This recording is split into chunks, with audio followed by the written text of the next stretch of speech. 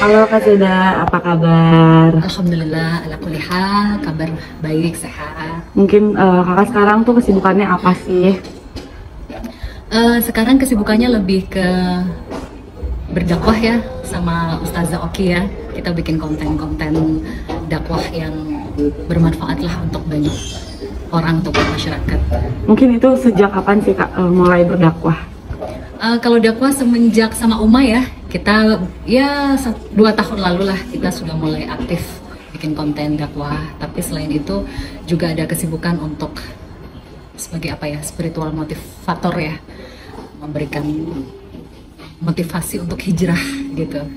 Saya bukan ustazah, bukan orang pandai agama, saya cuma sebagai wanita yang mengajak wanita yang lain yuk berhijrah ke jalan Allah, ke jalan yang lebih baik lagi. Lebih ke situ sih kesibukannya.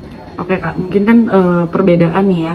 Dulu mungkin kakak membawakan berita infotainment nih, dan sekarang malah kebalikannya, berdakwah. Nah, ini apa sih perbedaannya mungkin yang kakak rasain?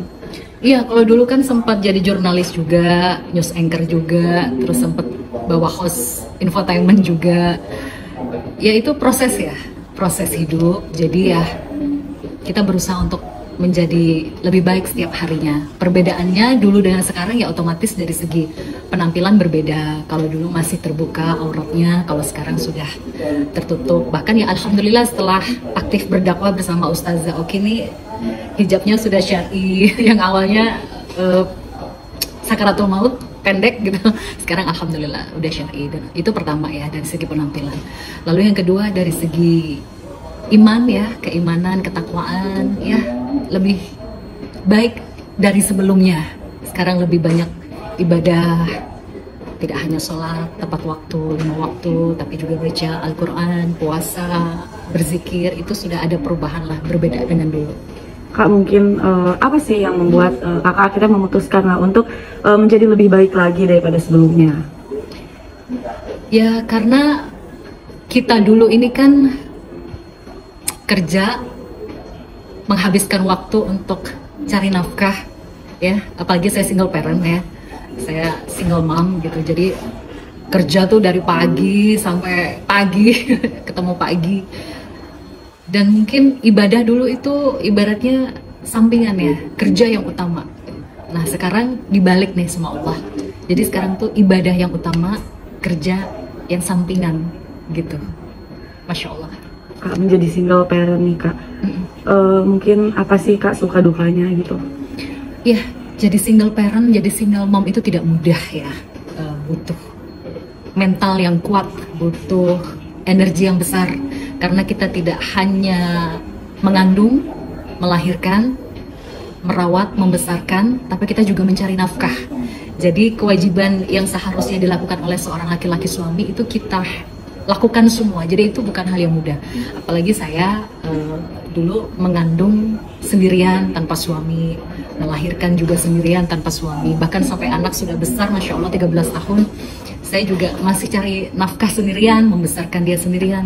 Itu tidak mudah, itu butuh mental yang luar biasa, butuh energi yang besar. Oleh karena itu jangan pernah meninggalkan Allah, selalu minta pertolongan Allah agar kita tetap di jalan yang benar, jangan sampai kita di jalan yang salah.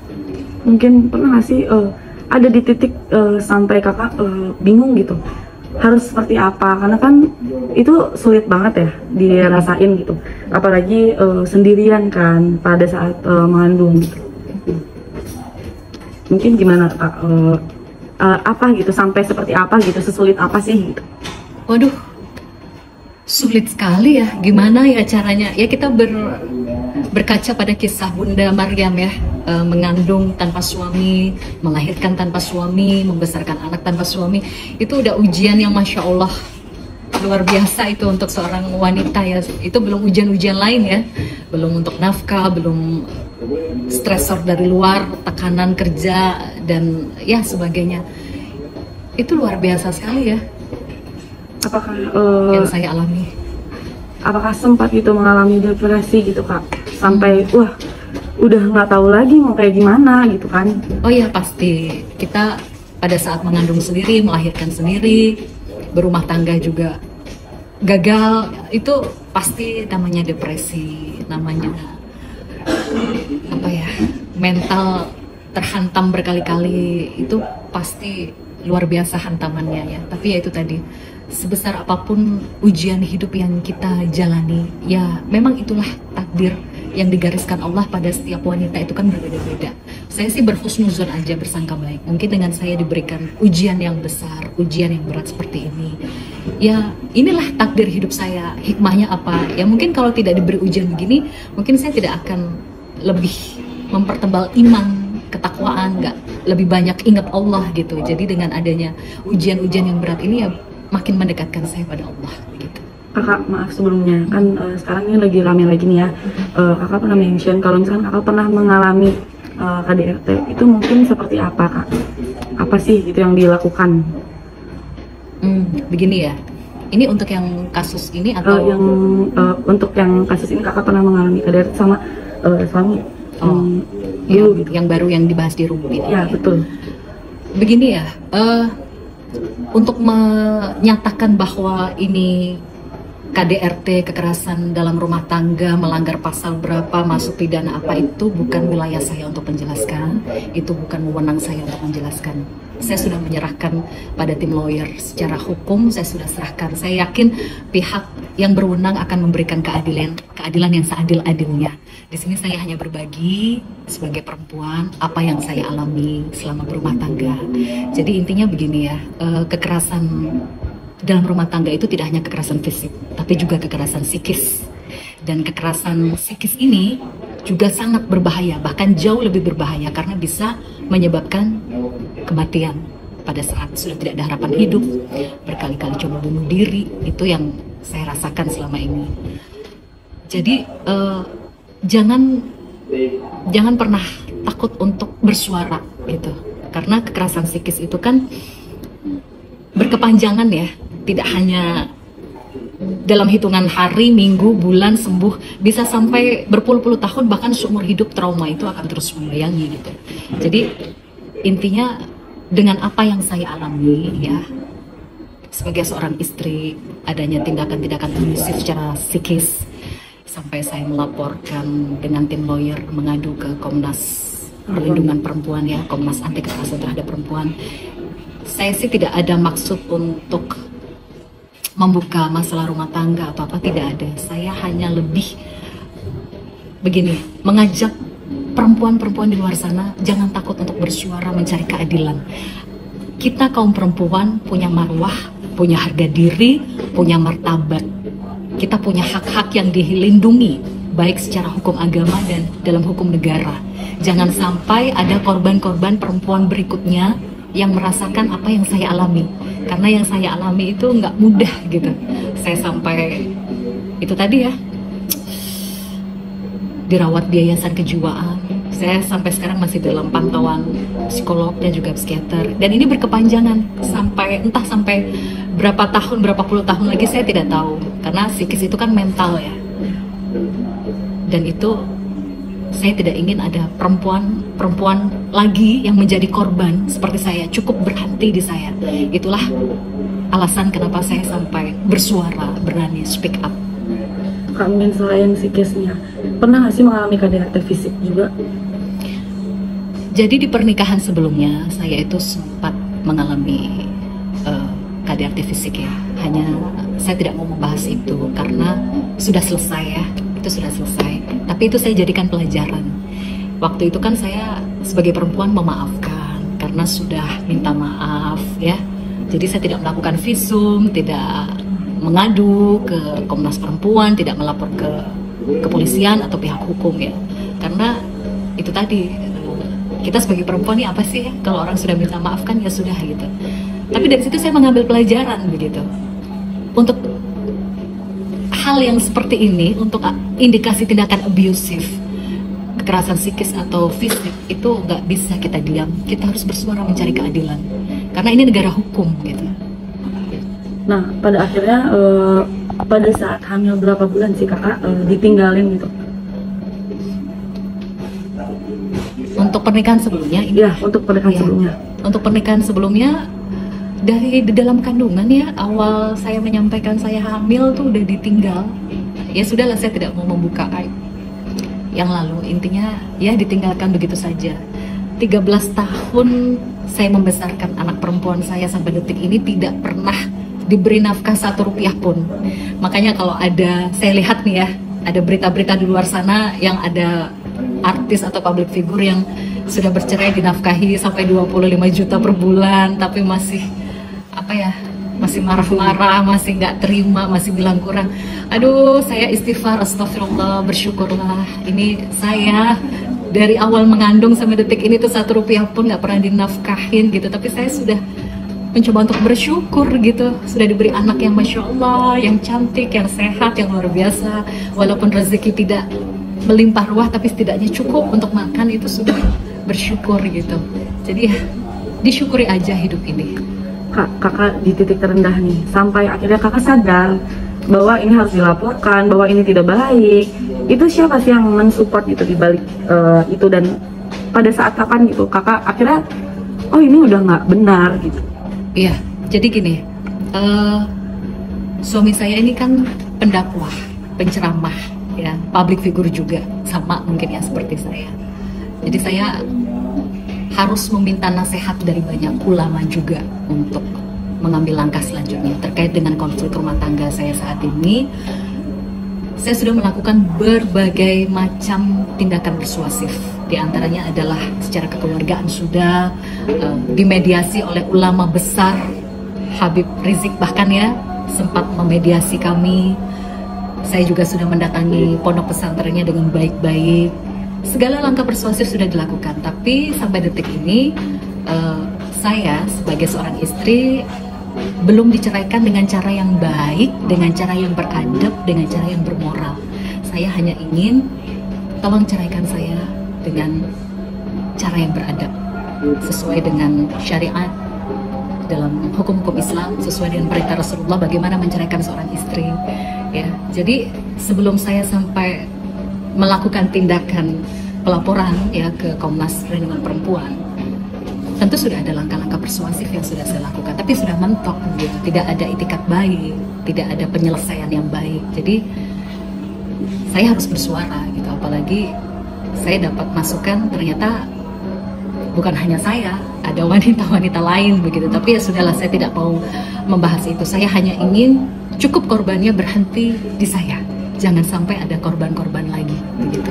Berarti maaf kak, jadi sampai saat ini tuh kakak masih digantung gitu, belum diceraikan gitu secara resmi oleh suami yang dulu? Iya, jadi kami pernikahannya kan sah secara agama ya. Pernikahan kami sah secara agama, disaksikan oleh saksi-saksi yang sesuai dengan hukum Islam. Dan kami sempat dimediasi oleh ulama besar Habib Rizik juga. Beliau menyatakan juga bahwa pernikahan kami sah secara agama. Sorry mbak, pertanyaannya apa tadi saya? Jadi sampai saat ini masih digantungkan gitu? Oh iya, jadi ini sudah dimediasi oleh beberapa ulama besar, bahkan ulama besar juga memberikan penegasan gitu ya, bahwa saya dengan beliau adalah suami istri dalam pernikahan yang sah secara agama, dalam kondisi memang saya dipoligami gitu ya. Ya sudah diperingatkan begitu, berpoligamilah yang adil. Kalau tidak bisa adil, ya sudah, saya minta diceraikan dengan cara yang beradab ya, dengan cara yang baik, bukan cuma main talak terus pisah gitu. Jadi kalau pertanyaannya digantung atau apa, itu kami belum menemui titik terang begitu, karena yang namanya saya ditalak pada saat keadaan tidak suci ya. Saya ditalak hanya beberapa menit setelah berhubungan suami istri. Jadi itu ada perbedaan pendapat ya, ada yang sah, ada yang tidak sah. Nah, terlepas dari perbedaan pendapat itu, saya sudah tidak mau mempermasalahkan itu. Saya hanya ingin saat ini diceraikan dengan cara yang beradab, dengan cara yang bermoral. Karena saya anak manusia, bukan anak ayam yang bisa ditalak terus ditinggal gitu aja. Hukum Islam dan hukum negara mengatur hak-hak perempuan di situ. Itu tuh dengan suami yang dulu yang KDRT? Oh tidak, ini yang sekarang. Oh, yang sekarang. Yang sekarang. Kalau yang dulu sudah pisah? Yang dulu sudah, itu sudah, saya tidak mau bahas yang dulu ya. Oh iya. Itu sudah tutup buku, sudah selesai. Sekarang saya hanya ingin berbagi untuk pengalaman saya saat ini yang sedang berproses ini. Ya saya minta doanya saja supaya bisa menjadi pelajaran juga, hikmahnya bisa diambil untuk perempuan-perempuan di luar sana, untuk yang mengalami kekerasan psikis ya. Karena tidak terlihat ya kekerasan psikis itu, tapi jauh lebih berbahaya. Karena itu tadi bisa mengancam nyawa, bisa menyebabkan kematian. Itu yang saya alami. Jangan takut untuk bersuara dan melapor, meminta perlindungan ke Komnas Perempuan. Bahkan jika perlu, lakukan upaya langkah hukum. Tujuannya bukan untuk kita dendam, sakit hati, tapi ya kita mencari keadilan begitu. Kita perempuan punya marwah, punya hak yang dilindungi, ada hukum-hukumnya. Dan jangan sampai ada perempuan-perempuan lagi di luar sana yang menjadi korban. Kak, mungkin kan yang sekarang suami yang sekarang dia kan orang, maksudnya beragama gitu kan. Nah mungkin kakak sendiri nih melihatnya seperti apa sih? Takut gak sih nanti jadi kakak gitu yang disalahkan, sedangkan orang ini yang dibela gitu? Takut gak sih kak ada kejadian seperti itu? Jadi begini ya, saya menikah ini niatnya adalah untuk dibimbing ke jalan yang benar. Saya dibimbing, saya menikah dengan seorang pendakwa, penceramah. Itu tujuannya adalah untuk mencari surganya Allah ya. Kita ingin menjadi wanita yang lebih baik, mencari imam yang baik, begitu. Apakah nanti ada kemungkinan terburuk misalnya karena ini pendakwa, karena ini penceramah, punya masa segala macam, lalu akhirnya kita takut, tidak bersuara, tidak melaporkan? Jangan gitu. Itu justru akan menyiksa diri kita gitu. Jadi memaafkan, kita maafkan jika memang ada permintaan maaf gitu. Tapi kita sebagai perempuan mencari keadilan gitu. Karena kalau kekerasan psikis itu kan berkepanjangan ya. Bukan hanya di masa lalu itu sudah habis energi, materi dan sebagainya. Tapi ini akan berkepanjangan. Nah, saya mencari keadilan, tanggung jawabnya seperti apa begitu. Jadi ini hikmah pelajaran juga untuk perempuan-perempuan di luar sana, kaum perempuan di luar sana yang mengalami hal yang sama. Nah kak, mungkin di 2 kali pernikahan nih kak, berarti gagal lah ya. Menjadi trauma nggak sih kak untuk nanti di masa depan memiliki pasangan lagi gitu? Trauma pasti ya, ketakutan itu pasti ada karena bukan hanya pernikahan yang gagal, tapi ada tindakan-tindakan abusif di dalamnya. Itu pasti ada trauma. Tapi ya namanya kita kaum perempuan, apalagi fitrahnya perempuan itu kan ya pasti membutuhkan seorang suami, seorang pemimpin, seorang imam. Kita serahkan kepada Allah saja lah. Kalau untuk saat ini saya belum memikirkan untuk menikah lagi. Saya hanya berpikir bagaimana caranya agar saya pulih secara psikis, secara mental. Saya bisa fokus mencari nafkah sendirian untuk membesarkan anak saya. Itu sudah menguras energi yang luar biasa. Jadi belum ada pemikiran untuk menikah lagi. Bukan tidak ada ya, belum ada karena trauma itu masih ada pasti. Mungkin sampai saat ini masih komunikasi kah kak dengan suami yang sekarang? Seandainya ada komunikasi yang baik, saya tidak akan melangkah sama seperti ini gitu. Karena sudah tidak ada komunikasi. Saya belum diceraikan dengan cara yang baik, beradab dan bermoral. Saya belum diceraikan dengan cara yang baik, beradab dan bermoral. Jadi saya melakukan langkah ini gitu. Agar jangan sampai ada kaum perempuan di luar sana yang mau diperlakukan seperti ini. Jangan diam gitu, cari keadilan. Ini negara hukum, agama juga memiliki hukum. Kita dilindungi secara hukum. Jangan takut untuk mencari keadilan. Dari keluarga sendiri, bagaimana kak supportnya dari keluarga sendiri gitu? Supportnya seperti apa sih? Iya, begini ya. Saya ini kan merantau di Jakarta sendirian ya, jauh dari keluarga, jauh dari orang tua. Sebisa mungkin saya mencoba untuk menghadapi ini sendiri. Walaupun ini tidak mudah ya. Saya sering merasa, ya Allah saya harus menghadapi ini semua sendiri. Ya Allah saya harus menghadapi hujatan, masalah hukum, itu kan butuh mental yang kuat. Saya harus sendiri gitu, tapi nggak apa-apa. Saya yakin saya punya Allah yang menolong saya. Untuk keluarga tahu, tapi saya tidak mau terlalu membebani mereka dengan masalah saya ya, karena saya memang harus berjuang seorang diri. Siapa yang akan mencari keadilan untuk diri saya jika bukan saya sendiri begitu. Orang tua saya sudah berumur, sudah tua, mereka sudah punya masalah masing-masing. Jadi saya sebagai seorang perempuan harus mandiri, harus kuat untuk menyelesaikan ini semua sendiri. Ya, minta doanya saja supaya kuat. Takut gak sih Kak jadinya mengecewakan lah pada akhirnya gitu pada sama orang tua karena pernikahan yang gagal gitu Kak. Iya takut gak sih Kak kayak pada akhirnya gitu jadi mengecewakan atau gak membebani gitu pikiran. Makanya Kakak mengambil tindak yang udahlah nggak usah terlalu banyak gitu diceritain ke orang tua gitu Kak. Iya betul, saya tidak suka terlalu berkeluh kesah ke orang tua, menceritakan tentang rasa sakit, kepedihan yang bertubi-tubi, ya ujian hidup yang bertubi-tubi. Saya memang tidak begitu suka untuk menceritakan itu ke orang tua karena saya sudah cukup, orang tua saya itu sudah kasihan gitu dengan masalah-masalahnya, juga sudah sepuh, sudah tua. Ya sudahlah, mau tidak mau ya saya sebagai wanita harus berjuang sendirian. Insya Allah dengan pertolongan Allah nanti malaikat-malaikat itu akan menolong Allah, manusia-manusia baik insya Allah akan menolong saya begitu.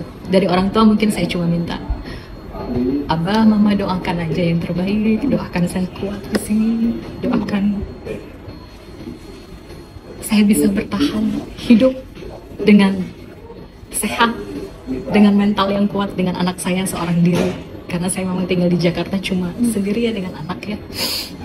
Jadi memang harus berjuang sendiri, cari nafkah sendiri. Ya semoga setelah kejadian ini Allah memberikan kemudahan ya dari segala arah.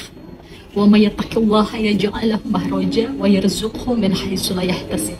Barang siapa yang beriman dan bertakwa kepada Allah, maka Allah akan memberikan bantuan perlindungan dari arah yang tidak disangka-sangka. Itu adalah dasar kekuatan saya. Salah satu kutipan ayat suci Al-Quran, saya yakin Allah pasti akan menolong gitu. Oke.